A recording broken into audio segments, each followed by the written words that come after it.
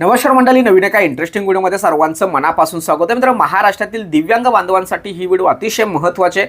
मित्रांनो, केंद्र सरकारचं महाबजेट सादर झालेलं आहे आणि 1 फेब्रुवारी 2026च्या महाबजेटमध्ये दिव्यांगांसाठी विशेष 2 योजनांवरती भर देण्यात आलेला आहे आणि तब्बल 300 कोटीची यासाठी तरतूद सुद्धा करण्यात आलेली आहे.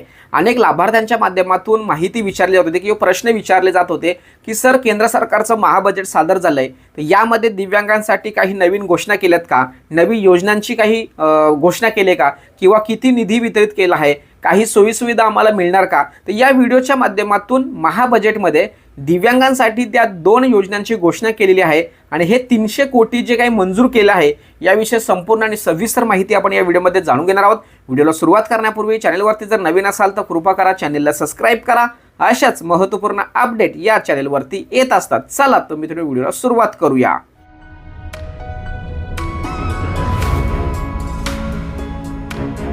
तर मित्रांनो, 1 फेब्रुवारी 2026 रोजी केंद्र सरकारचं महाबजेट सादर झालं आणि या महाबजेटमध्ये दिव्यांगांसाठी 2 योजनांची घोषणा केली. त्यामधली पहिली योजना म्हणजे दिव्यांग जन कौशल्य योजना. आता दिव्यांग जन कौशल्य योजना म्हणजे काय, तर दिव्यांगांना विविध कंपन्यांच्या माध्यमातून, संस्थांच्या माध्यमातून प्रशिक्षण द्यायचं आणि त्या प्रशिक्षणाच्या माध्यमातून त्यांना स्वयंरोजगार सुरू करता येणार आहे. म्हणजे कंपन्या असतील, संस्था असतील, कार्यालय असतील, तर या ठिकाणी जे काही काम दिव्यांग बांधवांना करता येणार आहे त्या संदर्भात त्यांना प्रशिक्षण द्यायचं, प्रमाणपत्र द्यायचं आणि त्या ठिकाणी त्यांना रोजगार उपलब्ध करून द्यायचा. किंवा काही दिव्यांगांना स्किल डेव्हलपमेंटच्या अंडरखाली त्यांना स्किल द्यायचं किंवा कौशल्य शिकवायचं आणि त्यांना स्वतःचा व्यवसाय कशा पद्धतीने सुरू करता येईल यासाठी त्यांना प्रोत्साहनपर अनुदान द्यायचं. या संदर्भात ही पहिली योजना या ठिकाणी सुरू झाली. आणि त्यानंतर पुढची योजना म्हणजे दिव्यांगजन सहारा योजना किंवा दिव्यांगजन सहायता उपकरण योजना असंही म्हटलं तरी काय हरकत नाहीये. तर या योजनांच्या माध्यमातून दिव्यांगांसाठी जे काही उपकरणं दिली जातात, आता चालण्यासाठी किंवा काही लोकांना बसता येत नाही किंवा डोळ्याने दिसत नाही किंवा ऐकता येत नाही, तर ह्या सगळ्या गोष्टी जेवढेही दिव्यांगांचे प्रकार आहेत त्या दिव्यांगांच्या प्रकारानुसार त्यांना जे काही उपकरणं लागतात, साहित्य लागतात, त्या साहित्यांमध्ये एआयचा वापर करायचा, म्हणजे डेव्हलपमेंट करायची.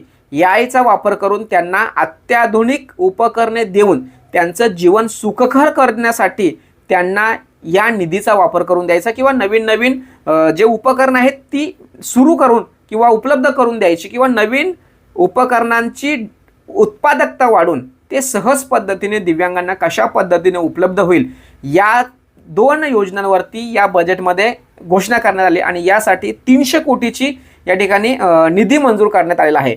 परंतु या बजेटमध्ये दिव्यांगांसाठी जरी कौशल्य गोष्टीवर भर देण्यात आला किंवा उपकरण या गोष्टीवरती भर देण्यात आला तरीसुद्धा माझ्या मते किंवा माझ्या या व्हिडिओच्या माध्यमातून या बजेटमध्ये कोणत्याही प्रकारचा एवढं काही वेगळं अर्थ नाही आहे. ज्यावेळेस दिव्यांगांसाठी तुम्ही सहज पद्धतीने कर्ज उपलब्ध करून देणार किंवा त्यांना त्यांचं जे काही मासिक अनुदान दिलं जातं त्या मासिक अनुदानामध्ये तुम्ही वाढ करणार, तर खऱ्या अर्थाने बजेट सादर झाला असं म्हणायला काहीच हरकत नाही. या वर्षी याच्या अगोदरसुद्धा म्हणजे या अगोदरसुद्धा अनेक कौशल्याच्या संदर्भात निधी मंजूर केला आहे, परंतु तो खऱ्या ग्राउंड लेवलला त्या दिव्यांगांपर्यंत पोहोचवला जातो का. आता निदान आपल्या तहसील कार्याच्या हद्दीतील किंवा आपल्या गावातील किंवा आपल्या तहसील तालुका स्तरावरती जर आपण विचार केला तर किती दिव्यांग व्यक्ती स्किल घेऊन जॉब करतात किंवा स्किल घेऊन स्वतःचा व्यवसाय सुरू केला आहे, तर एकदम हाताच्या बोटावरती मोजण्यासारखं आहे.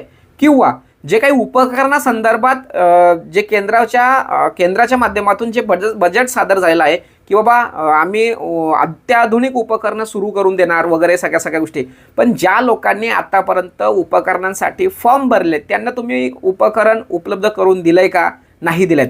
ज्या काही तुम्ही सायकली देताय, ज्या काही तुम्ही स्कूटी वगैरे देताय, वाहन देताय, तर त्याला चार्जिंगचे पॉईंट किंवा त्याला सर्व्हिसिंगचे ह्या खूप अडचणी आहेत. ह्यावरती तुम्ही काम केलं पाहिजे असं मला या ठिकाणी वाटतंय. त्याचबरोबर सर्वात महत्त्वाचा मुद्दा म्हणजे तुम्ही त्याला जे काही मासिक अनुदान दिलं जातं त्या मासिक अनुदानामध्ये वाढ केली पाहिजे. अशा पद्धतीचे जर तुम्ही निर्णय जर घेतले तर खऱ्या अर्थाने बजेट सादर झाला आणि दिव्यांगांसाठी तुम्ही योग्य तो पाऊल उचललं किंवा निर्णय घेतला असं म्हणायला काहीच हरकत नाही. मित्रांनो, मला मिळालेल्या माहितीप्रमाणे माझ्या अभ्यासानुसार बजेटमध्ये ह्या सगळ्या गोष्टी ठेवल्या गेल्या. परंतु तुम्हाला या बजेटच्या संदर्भात नेमकं काय वाटलं, मी माझं मत सांगितलं, तुम्हाला काय वाटतंय प्रत्येकाने रिप्लाय करा, चर्चा केली पाहिजे आणि आत्ता जे काही राज्य सरकारचं जे बजेट सादर होणार आहे, निदान त्या बजेटमध्ये तुम्ही काही गोष्टी सजेस्ट करा, आपण प्रशासनाबरोबर त्याविषयी चर्चा करण्याचा प्रयत्न करू. आपण तुमचे मुद्दे म्हणजे बजेटमध्ये दिव्यांगांसाठी कोणत्या गोष्टी मंजूर केल्या पाहिजे ह्या जर तुम्ही कमेंटच्या माध्यमातून जर तुम्ही टाकल्या, माझ्यापर्यंत जर पोहोचवल्या, तर आपण नक्कीच त्यावरती आवाज उठवू, चर्चा करू. आणि मला 100% माहिती आहे की बाबा, किंवा तुम्हाला कदाचित माहीत असेल का, आपण जे काही मुद्दे घेतोय ते सरकारपर्यंत पोहोचले जातात आणि सरकार त्यावरती निर्णयसुद्धा घेतोय, हे प्रत्यक्ष अनुभवायला आलेलं आहे. त्यामुळे माझी विनंती आहे की केंद्र सरकारनं जे बजेट सादर केलं आहे त्याच्याविषयी तुमचं काय मत आहे, आणि राज्य सरकारचं जे बजेट सादर होणार आहे त्यामध्ये दिव्यांगांसाठी किंवा ज्येष्ठ नागरिक असतील सगळे लोक यांच्यासाठी राज्याने काय केलं पाहिजे याविषयी जर तुम्ही मला सजेस्ट केलं किंवा माहिती दिली तर नक्कीच खूप फायदा होईल. आपण तो मुद्दा, तो विषय सरकारपर्यंत पोहोचवण्याचे प्रयत्न करूया. भेटूया पुढील व्हिडिओसह. तोपर्यंत धन्यवाद. जय हिंद, जय महाराष्ट्र.